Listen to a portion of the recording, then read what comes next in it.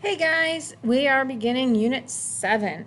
So last unit we talked about congruent triangles, any kind of triangles. Now we're only going to talk about right triangles. And if you remember, the last triangle we talked about were HL triangles, and those are special right triangles. Right triangles are always kind of special. They're the ones who get away with everything because they're so special in geometry.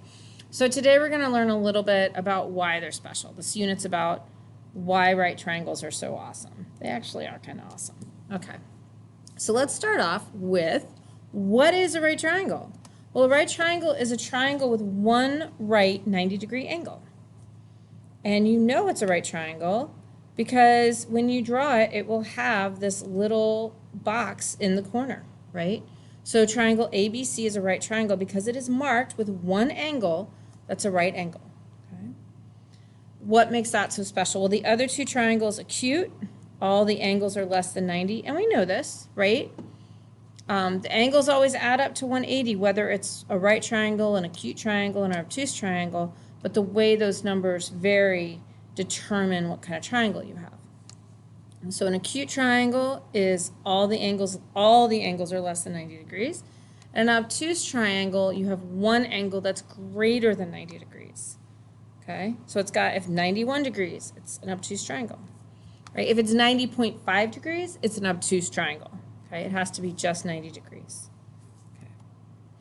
So now let's look at what's so special about right triangles. Well, the Pythagorean theorem, and you guys did the Pythagorean theorem in 8th grade math, 7th and 8th grade math. Don't lie to me, I know you did, okay? You remember this? A squared plus B squared equals C squared? It was like pounded into your brain.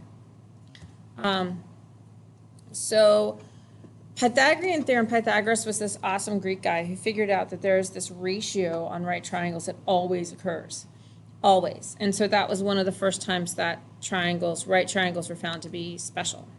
So in a right triangle, the sum of the squares of the measure of the legs equals the square of the measure of the hypotenuse.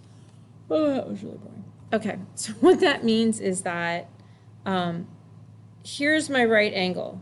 Okay, if I didn't mark it, I apologize. Accept it. Actually, fill it in on your notes. Fill this in as a right angle. And we're going to check. I'm going to check your notes and make sure that you filled in little things. So filling in the right angle. There's going to be another question later on to make sure that you're listening using your headphones. Okay. So this is my right angle. It's always the side opposite is the hypotenuse. The hypotenuse is also always the longest side. So the longest side is C, okay? And then, whoops. Okay, so the right triangle, the hypotenuse is always the side opposite the right angle. So remember, your right angle is kind of like an arrow. Like here, it's like it's pointing to the side, okay? What's a leg? Well, it's the other two sides. The leg would be this side and this side. So now what I want you to do is I want you to label the right angle, put a symbol next to it. Tell me which side the hypotenuse is, which is right here. So write hypotenuse on your notes, right? The spelling is right there. If you want to write H, that's fine too.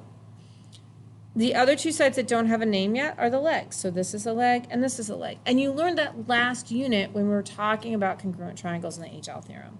Now you understand. The right triangles have special names for their sides. It's not just the three sides of a triangle. All right, right triangles have special names. So the Pythagorean triple uses this ratio of C squared equals A squared plus B squared for right triangles. But it also turns out that acute and obtuse triangles follow a pattern as well. So if you're looking at this, acute right triangles, if I take the C squared side, so if I take my hypotenuse and I square it, it's going to be equal to the two legs added together, right? The two legs squared, then added together. Acute triangles, the hypotenuse squared is going to be less than your two legs squared and added together.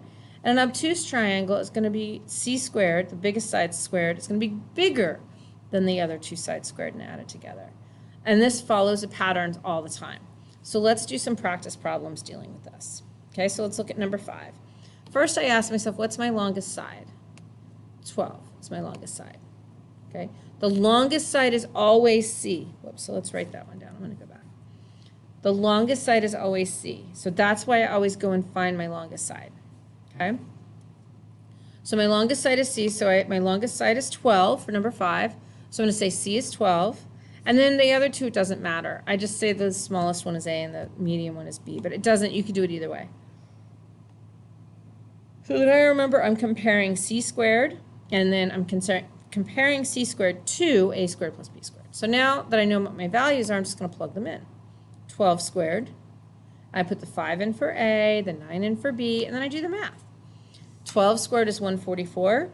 5 squared plus 9 squared added together is 106. Well, 144 is greater than 106. So I look up here on my chart, and that must be obtuse because it has the greater than symbol here. 144 is greater than 106. C squared is greater than A squared plus B squared. It's obtuse. Every time. If I come up with that relationship, it's going to be an obtuse triangle every time. So let's look at number 6. So my longest side is 13, so I say that's C. Doesn't matter what order I do A and B in. C squared, and I'm going to compare it to A squared plus B squared. I'm going to plug in my values and do my math. Whoops, I did it backwards. And I end up with 169 for C squared, and A squared plus B squared, 5 squared plus 12 squared, is also 169. Those are equal, so I look up on my chart. If it's equal, it's a right triangle. Okay? For number 7, here I'll move the video over. The longest side is 16, so that's C. I say A is 13, B is 15. I'm going to remember I'm comparing C squared to A squared plus B squared, so now I'm going to put my numbers in, and I get C squared, or 16 squared, and then I'm comparing that to 13 squared plus 15 squared. I end up with 256 and 395. Well, 256 is going to be less than 395. So looking up at my chart, 256 is less than 395, so that must be a Q. Okay. And now I'm going to look at this last one over here. C is going to be 15 because it's the longest. And I've got 9 and 13. C squared, I'm comparing it to A squared plus B squared. I'm going to say 15 in for C. And I've got 9 squared and 13 squared for A and B.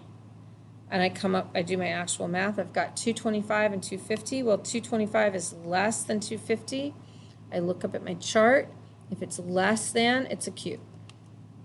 There we go. And that was it. That's all you had to do. So there's a sort, and there's also a practice that you guys need to do on this one. A paper practice. Let me double check that and make sure. Yep. You have a sort and you have a paper practice. It says so right here on the planner that I have in my hand. So go ahead and get the sort done. That'll be on Schoology, and then you can get the paper practice. Before we give you the paper practice, you've got to show us your notes, and we're going to check and make sure that you marked that little angle and labeled those sides. I just want to check that you're actually using your headphones. It makes a difference. Thanks, guys.